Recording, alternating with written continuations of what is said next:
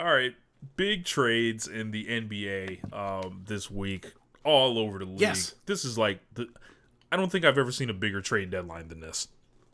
I mean, when was the last time we had? I don't think we, in our lifetime, has a player as historically significant as Kevin Durant in their prime still been traded at the trade deadline. I don't think so. I Jason Kidd, but J- that's the Jason closest Kidd, thing I Pau can think Gasol of. Jason in Kidd, 08. Pau Gasol, Rasheed Wallace. Yep. Trying to think of some others. I believe And those Ray are Allen like and Gary Payton traded for each other at a trade deadline. okay, In 2003.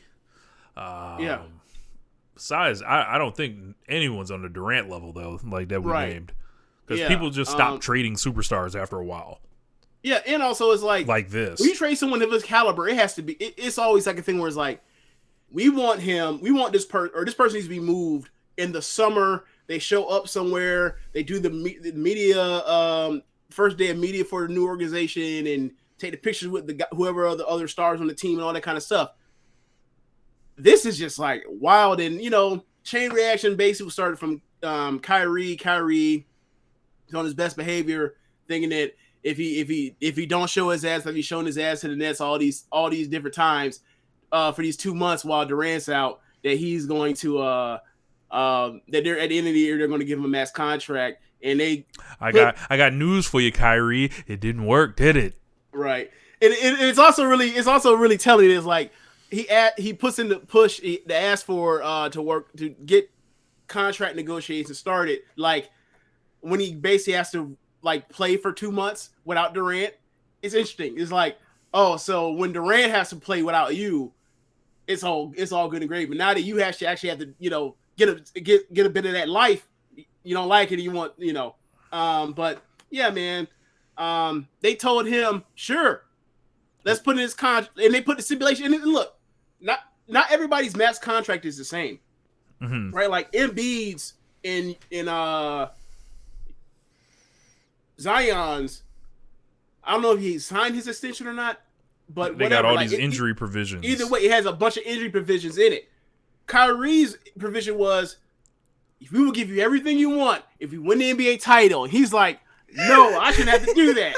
I shouldn't have to deal with that. No player of my caliber has to deal with that sort of thing. So he's like, I want to be traded. And they were like, man, please, we'll trade you.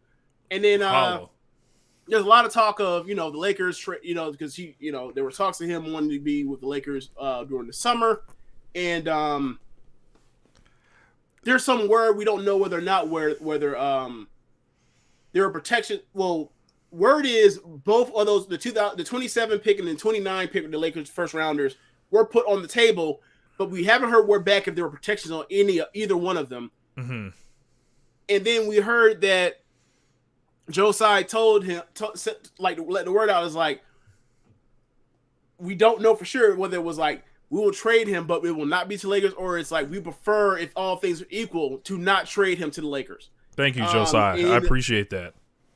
So he ends up going to Dallas for Dorian Finney-Smith and Spencer Dinwiddie. Spencer Dinwiddie is back net in Brooklyn. Do you think he's getting his money in crypto this time? I was going to ask you, did he start the crypto stuff in Brooklyn, or did he start that in Dallas? I feel like he started in Brooklyn because they let him do anything in Brooklyn. That's right. So he's back. And, they end up getting Dorian Finney-Smith, and I'm thinking to myself, like, I think it was also another pick. Yeah. So I thought, for somebody that, like, you could have honestly had waived earlier in the year, you got two quality, at least you got something. NBA players. Yeah. Right. You got two quality NBA players in a pick. Not bad. Especially because you're selling him low because he's damaged goods to so many people around the league. So as far as the Mavs, they look like they were a team that made the Western Conference Finals last year, got smoked in it, and it was going to be similar to another draft counterpart like Trae Young when he was in the Eastern Conference Finals, and they got smoked, and then the next year it almost feels like one of those fake It's like, oh, you finalists. went around like further than you were supposed to. Yeah, you're a fake. It sets up fake bad expectations, and then makes people think like you're a failure on the back end. Was like, nah, you overachieved here because you were meant to be a semifinalist, and you got here, and now people are going to look at you different, and you're setting yourself up for disaster. That's how this Mavs team is looking now. I think their ceiling is far higher, but you're not going to get me to trust in a Kyrie. Trust Irving Kyrie Irving? Right? Never. Right. So. They'll be fun to watch. At least like whether they melt down or they even succeed, they'll be fun to watch because it's Kyrie and it's Luka. We sure are gonna get some stories of whatever happens. Right, because I think Kyrie can play well with him, obviously, but yeah, I think they're gonna take some. I think it's gonna take some time to get used to. Like they're trying to remake the Cavs with this. Yeah, but like. Luka, because of the size comparisons, obviously the LeBron thing, whatever else, but like Luka, the way he's up at the top, dribbling air at the ball is more like Harden, a lot more like Harden. So, it'd be like the Rockets. Like let me phrase that: 2018 Harden, yeah. specifically 2018 Harden. So, I wonder what Kyrie's going to do because even when Harden was on the Nets and it was those three, right? Like. Kyrie figured out a way to like okay, we're gonna make James Harden the point guard, and like I'll get the ball in a certain situation, I'll push the pace up the floor, see if we can probe early and do like he was doing certain other stuff that like I don't quite frankly, if he wasn't such a problem off the court, he'd get more credit for, but it is what it is. Like those pieces fit well together when they played. I think this will offensively fit well together when they play. I wonder if there's any, struggles at the beginning, but we'll see. They've looked good so far together. Way to quit, Kyrie. Way to quit and, end up getting traded there. What a failure for the Brooklyn Nets and this Kyrie Durant. And I wanted to save it for. Well, I guess I was going to save it after Durant, but all right, let's get to it now. Let's do it. Let's do it. Durant gets traded to the Phoenix Suns for Mikal Bridges, 4 first-round picks, and Jay Crowder. And Jay Crowder, yeah. Okay, Jay Crowder just getting thrown around the league. Jay Crowder. Now Jay Crowder has not played for the Suns all year. He has basically held out because Cam Johnson was going to take his starter's role. Or he's going to take a lot of his start. He may have been a ceremonial starter, and they were probably going to try and close with Cam Johnson. At times because Cam Johnson is such a higher great shooter, can put the ball down, can bang on you out of nowhere occasionally, whatever else. Just he's offensively is just lost. But so he's been sitting out the whole time, and the Nets tried to build a team. That's the reason why they brought in Dorian Finney-Smith, and then they were trying to keep the team together and try to convince Durant to keep it going. But as he said, like.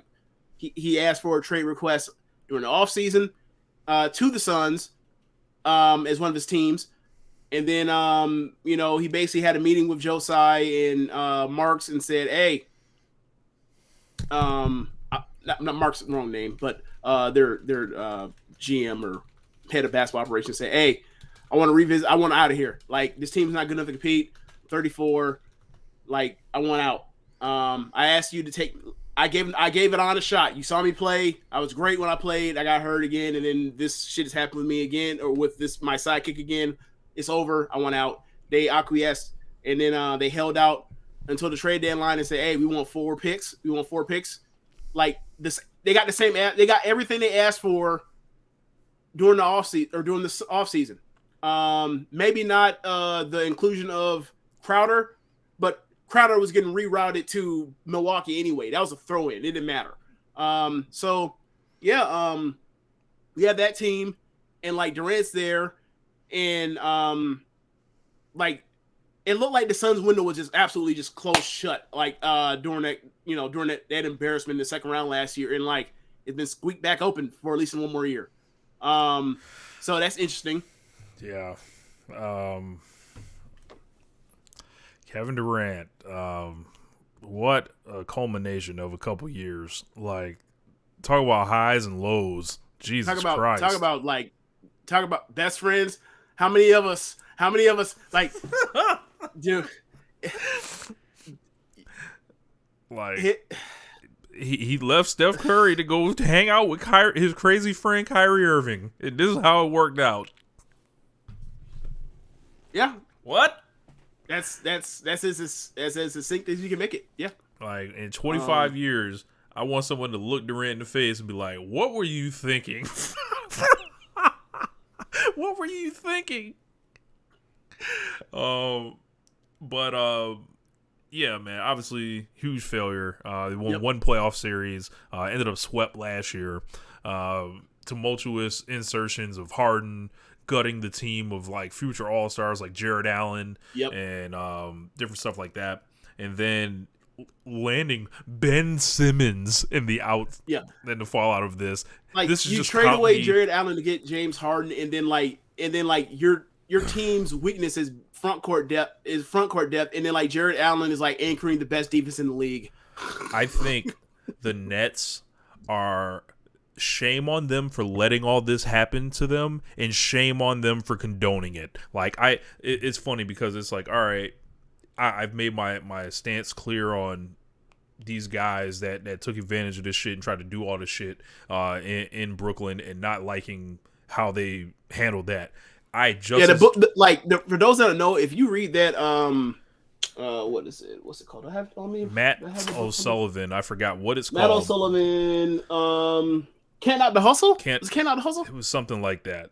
But like the Nets organization allowed all that shit. Like, and they were just like either desperate or Joe Tsai was like a new owner that was trying to like make an immediate splash, and it was just like they hit a lick on him, and he was dumb enough to allow all that shit to happen. Like, and when I'm talking about like the stuff that they allowed these guys to do, it was like just unprecedented. Like, please check that book out. But looking forward, obviously the Nets. Let's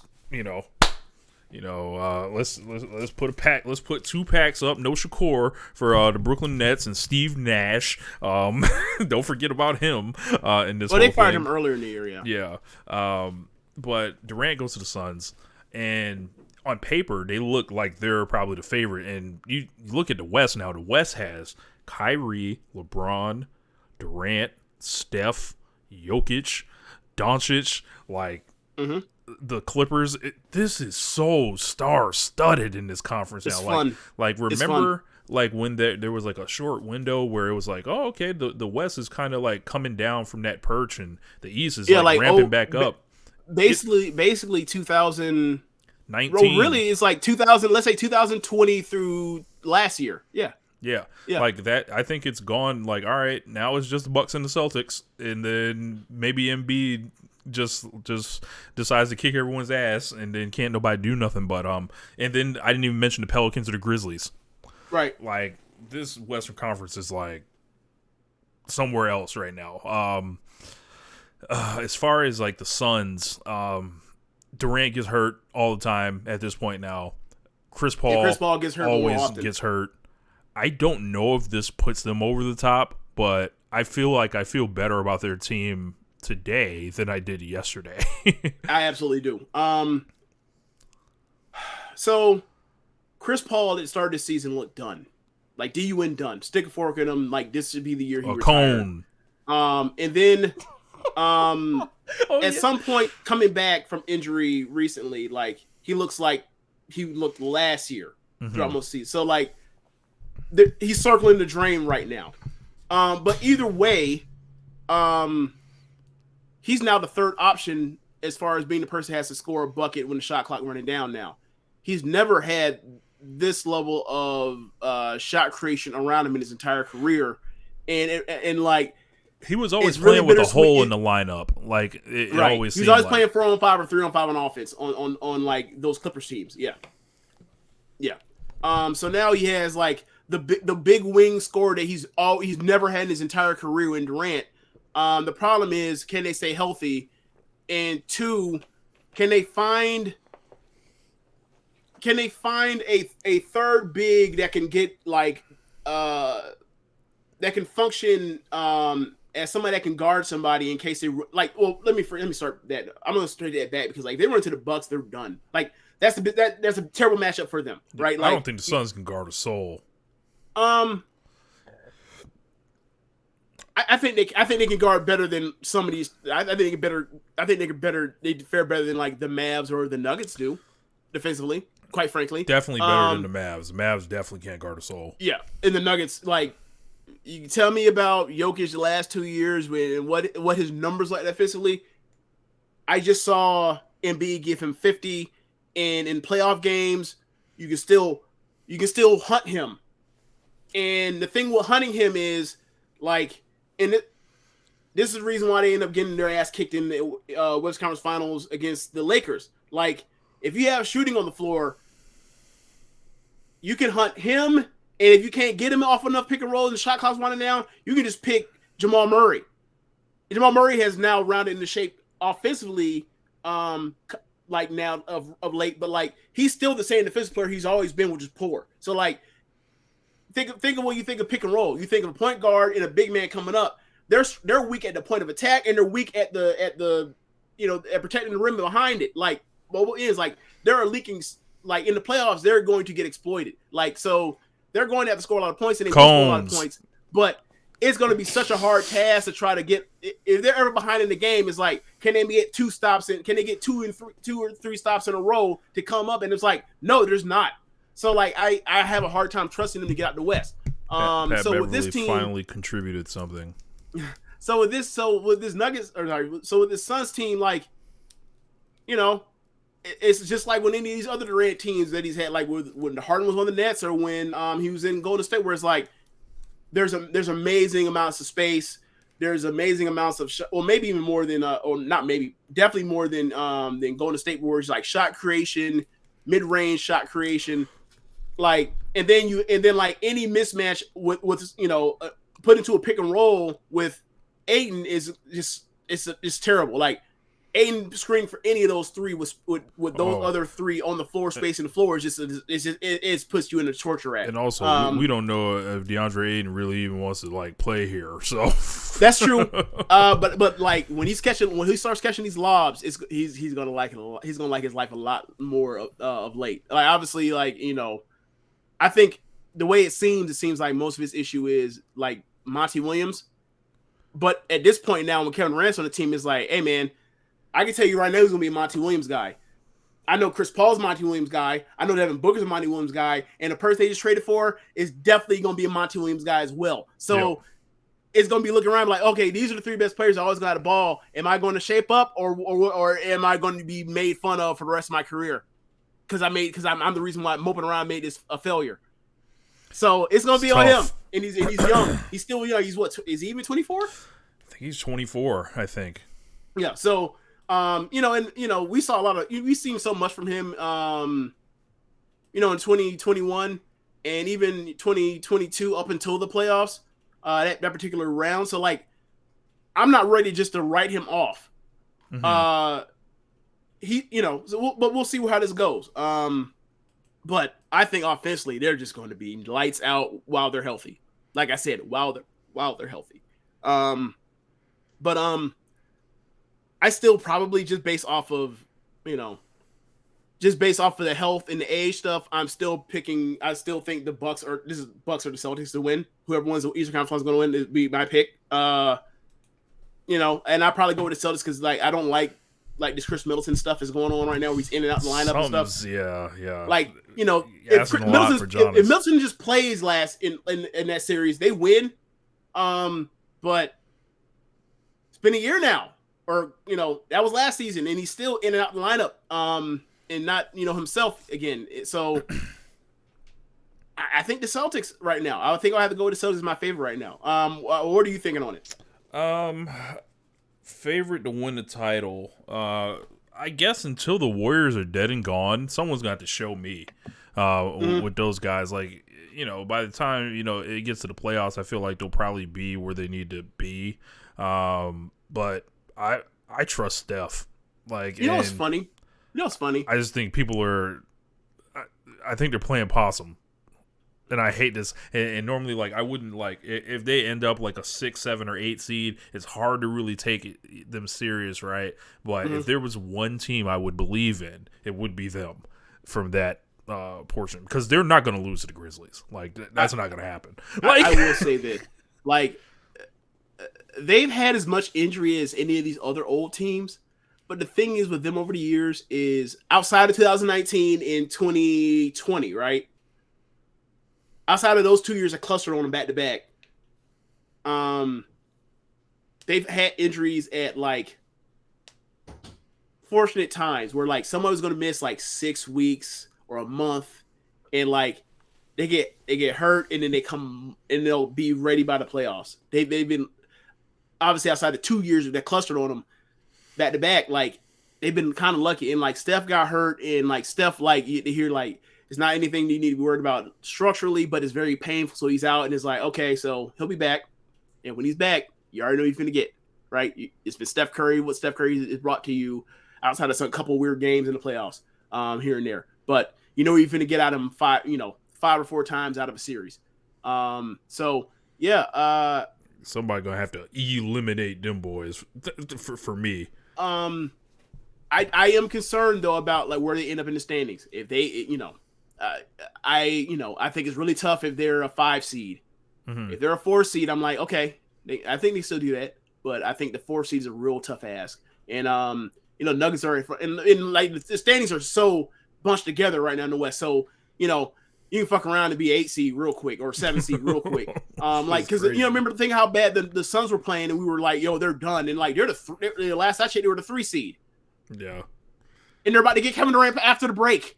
So look, no matter which way this breaks, like we could end up with like just all time just nasty matchups like all across this this Western Conference. Suns Mavs. Look, Suns Mavs, Suns Lakers, if the Lakers like round into shape, which we'll talk about. Suns Warriors. Like it could all get nasty. In there, it's like a little mix of all these teams, and then you add in the Grizzlies, then you add in the Pelicans, who don't like nobody. Like, yep. Can we fast forward? At least with the Pelicans, they don't talk shit like a lot of these other West Conference teams, though. True. Like I was talking to you in a different thread about like do y'all remember in 2014 when like before the Warriors ever won a title, when like everybody in the West Conference hated the Warriors, the Rockets, and the Clippers because all 3 of them teams talk shit, but they hadn't won anything at that point. And I'm like, well, you got these 2013 or 2023, you got the Suns, you got the Grizzlies, and who am I blanking on right now? There's another team that people Timberwolves, right? And it's like we're back to just these Western Conference teams, and they don't like each other, and they all yap at each other. It's interesting. It's interesting to see how they have 3 basically villainous type of teams. Like maybe I think now at this point with the Durant stuff, now like people still may like him, but they're not really cheering for him. So like he's still like even him on there like with Chris Paul. And, bro, how much Devin talent Booker has Durant played with? My God, he's played with more Hall of Famers than Bill Russell at this point. Like. Oh fuck. So okay, let's do this, right? I think that Devin Booker has displayed enough talent over and has shown enough in playoff games over the last 2 years to kind of feel like that is a Damian Lillard, Kyrie Irving level talent, and like if he can stay healthy enough, he will be a Hall of Famer. Is that unfair to say? I feel like he will be. Okay, so you got him, you got Chris Paul. Draymond isn't a Hall of Famer. He's going to get in. Andre Iguodala is not a Hall of Famer. He's going to get in. Klay Thompson is a Hall of Famer. Steph's a Hall of Famer. Westbrook's a Hall of Famer. Harden's a Hall of Famer. It is a lot of people. Like, it is a lot of people. Like, think about what I said. Like, you think of the offensive like juggernauts he's been the best player on and a part of, right? Like that Warriors run, that little. When they beat the Celtics ass in 2021, like that was like, yo, this is cancel Christmas with Harden and Kyrie and Durant. And then now this team is also going to be they're going to be so hard to guard. right? Because the Suns already run like all the pretty stuff that you love to see, like the run shit, like just beautiful offense, and and you're adding him to it, like they're going to be so hard to guard. So yeah. But yeah, you're right. He has played with a lot of really good, a lot of great players. He has. And it's like, I don't knock him for it. But what I will say is like, I hope that like, whatever he's looking for validation from people because they said his rings don't count. He ain't never gonna get it. Like In Vogue, he's never gonna get it. Look, them diamonds cloudy. I think okay, if the Suns win a title, okay, I'm not going to say the Suns are going to win a title because they're not my favorite, right? But in my mind, imagine what it looks like. He's going to be spectacular to have to do that. Mm-hmm. So, like if the Suns win the final, he's definitely be the Finals MVP.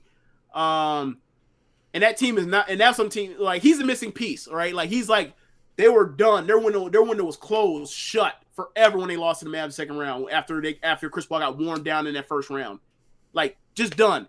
And he opened it back up and potentially wins a title. Like he will get more credit for this title than he ever did, knocking that shot in LeBron's eye, which is like just so dumb. But whatever.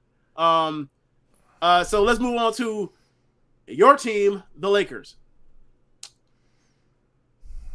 They moved out Chris Paul. They moved out Russell Westbrook in a 3-team trade that netted them Jared Carpenter and D'Angelo Russell and Malik Beasley.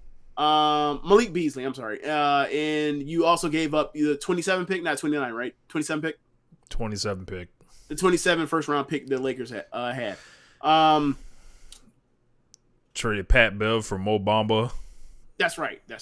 And then, a couple weeks ago, you traded for Rui Hachimura. Yep. Top to bottom, your team has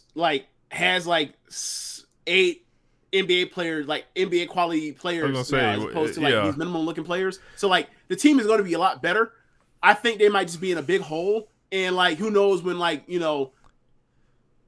another injury strikes. Yeah, you got to worry about injuries. You got to worry about gelling. You got to worry about how much does LeBron really have to give to the second half of the season now that the record is out the way. He hasn't played a game or a minute since the record was broken.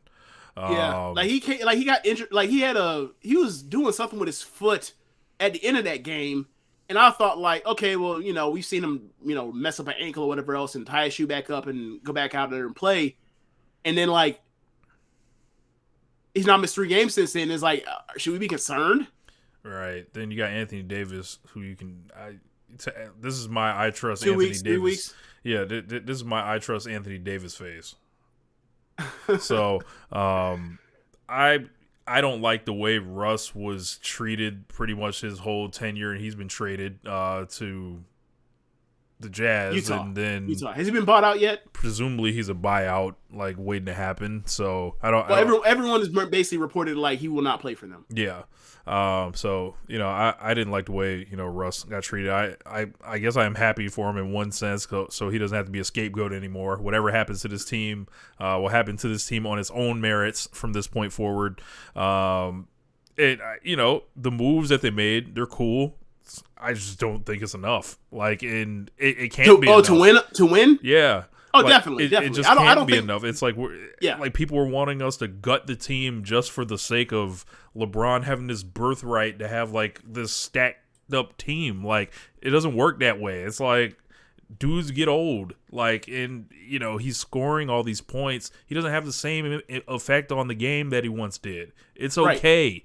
Like, this is what's supposed to happen. He's in his 20th year. Like, and looking at Anthony Davis, like before we move on, and it's self-inflicted by LeBron by insisting upon that Russell Westbrook trade that everyone knew was going to be bad before as it was happening in real time. This is second guessing. We're all like, yo, Westbrook is cooked as far as winning at a top level. Why are you bringing him into your team? Yeah, and so that's why I never wanted to like get on Russ for that. It was like, yo, right. Russ knows what he is at this point. Like, right. Like, why is he here? We need to look at that. Yeah, like. And Russ like played hard every fucking night, like when he Yeah. could have just laid it down. Like, and then when they were telling me he's come off the bench, he was like, "Yes, coach, I'll work as hard for you as I can." Like, and it was just for Darvin Ham, he did not do none of that shit for Frank Vogel. Oh, and I guess, but Vogel never asked him no, to it come was off the the thing. bench. He was like do you remember when Carmelo was asked that one year when like right before he was about to become a bench player, he was like, "Well, I come off the bench." He's like, "You want me to come off the bench?" Like Westbrook was getting questions about him coming off the bench, potentially be a 6-man, and he was not having it. He just wasn't. He was like not entertaining the idea that like he couldn't fathom the idea that like he's not a starter in this league. And it's like, I mean, that's part of what makes him, but also like, brother, like you're like, we're now starting to look at like these small teams that need some type of someone that can sell tickets at this point. Like as far as you and being on like a playoff team and contributing to it, those days are over. Yeah, but Russ gets to go on. And I don't know, it's just not enough. Like it's like, all right, D'Angelo Russell's back. Do I want to cheer for D'Angelo Russell? No. So is it from the whole like the scandal thing when he was there, or is it just like the he's just a bad watch to watch on a night-to-night basis? Because he is. I don't he think is bad he's a watch winning. To watch on a night-to-night basis. I don't think he's a winning player. Like he's not. He can knock down shots. He's playing minutes in the league. That's what it is. And when you play enough minutes, you have to score when you're out there. Like that's what he's doing. Like he's not a winning player. Like I think he's not a winning player the same way that, or not in different ways than Westbrook. But the thing that he could do is he can be on the floor and knock down shots in a way to where like you get the ball to Westbrook with under 5 minutes, he could just lose you a game. By having a ball just skate out of his hand, just slide out of his hands, or he dribbles into a weird spot on the floor and just it's like, so it's a different type of unwinning player. I think it's more stomachable when it's D'Angelo than when it's Westbrook at this point. It could just be a situation where like when it is when you go cycle through bad quarterbacks, it's like the only thing that matters on the back of that jersey is not the person that we got sick and tired of and fed up with.